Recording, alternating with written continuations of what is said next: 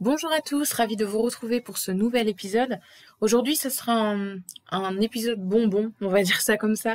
C'est-à-dire un épisode pour vous aider et pour prendre un peu de la distance par rapport à ce que vous êtes en train de vivre et par rapport à la démarche que vous êtes en train d'entreprendre. Lorsqu'on démarre une VAE, il y a deux choses qui sont un peu déconcertantes pour le candidat et en tout cas sur lesquelles on n'est pas forcément à l'aise. La première, c'est déjà d'utiliser le jeu.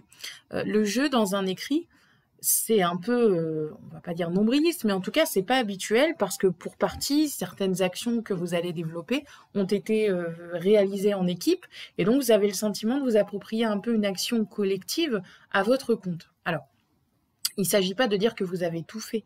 Il s'agit simplement d'expliquer, selon la nature de l'activité que vous allez choisir, votre rôle, ce qui a été fait de manière collective. Vous pouvez à un moment donné expliquer que vous avez réalisé une mission en collaboration avec un collègue ou, je sais pas moi, un prestataire externe, un client, etc. Mais il s'agira dans ce cas d'expliquer globalement l'action et d'expliquer votre rôle dans cette action. Donc il n'y a pas de mal à dire je, puisque l'idée c'est d'évaluer vos compétences et de voir ce que vous avez développé. La deuxième chose, c'est de se dire, et c'est de se convaincre aussi, alors, il y a deux styles de candidats. Il y a les candidats qui ne doutent pas d'eux et il y a les candidats qui doutent. Et puis ce doute va revenir au fil de leur avancée dans la VAE. C'est une bonne chose, le doute. Le doute, enfin, moi je le vois comme ça, en tout cas, c'est une forme d'intelligence, mais il faut pas que ça devienne un handicap.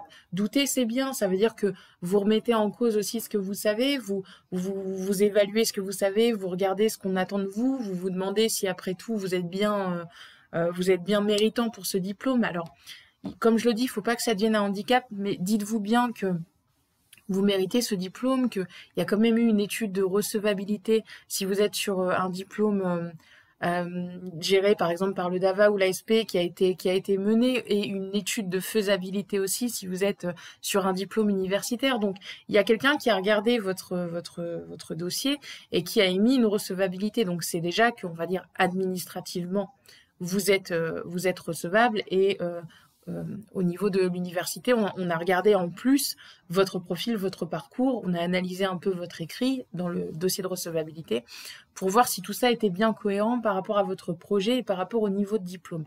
Donc faites-vous confiance, concentrez-vous, dites-vous que le diplôme c'est une chose, mais vous allez simplement témoigner de votre expérience dans votre écrit, en développant ce que vous avez fait, en analysant ce que vous avez fait et en restituant une synthèse suffisamment précise pour qu'une personne qui ne vous connaît pas soit en mesure de comprendre ce que vous faites au quotidien, soit en mesure de mesurer vos compétences, soit en mesure d'analyser et de comprendre votre domaine d'expertise et ce que vous faites pour demain vous évaluer. C'est juste ça. Alors, c'est juste ça, évidemment, je le prends avec beaucoup de précaution et je le dis avec beaucoup de respect parce que je sais bien que c'est du travail, que ça vous demande des choses, etc. Mais il y a déjà une personne qui va vous évoluer, il y en aura même plusieurs qui sont les membres du jury. Donc, ne vous auto-flagellez pas et essayez de donner le meilleur de vous-même. Essayez de montrer que vous êtes un professionnel. Essayez de devenir le professionnel qu'on regrette de ne pas avoir dans son équipe.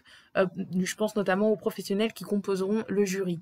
Et si vous arrivez à la fin de votre oral à avoir un échange entre professionnels, vous verrez que vous aurez tout gagné et que ça valait le coup de se battre et que ça valait le coup aussi de prendre tout ce temps et de consacrer votre énergie à obtenir le diplôme qui, je l'imagine, a tant d'intérêt et tant de sens pour votre projet professionnel et votre carrière. Donc, vraiment, soyez à la limite votre meilleur ami pour cette démarche-là. Faites-vous confiance. Essayez en tout cas de ne pas vous auto-saboter. Gardez confiance en vous.